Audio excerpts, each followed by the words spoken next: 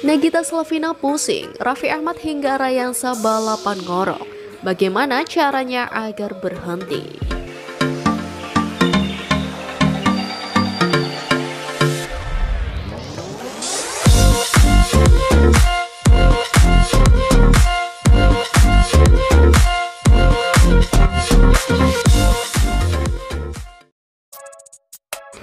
Dikutip dari suara.com, Nagita Slavina membagikan momen suaminya Raffi Ahmad serta kedua anaknya Rafathar dan Rayansa alias Cipung kompak mendengkur atau ngorok saat tidur.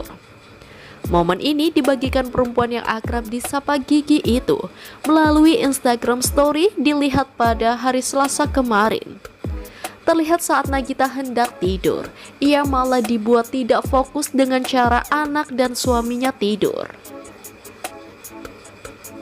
Seperti diketahui, meski Rafathar sudah memasuki duduk di bangku SD, ia masih kerap tidur bersama dengan kedua orang tuanya dalam satu kamar. Kebiasaan ini tampaknya diturunkan kepada adiknya Rayansa yang juga tidur sekamar dengan Nagita dan Raffi. Alhasil keempatnya tidur bersama di satu kamar, bahkan dalam satu tempat tidur sekaligus tiap malam.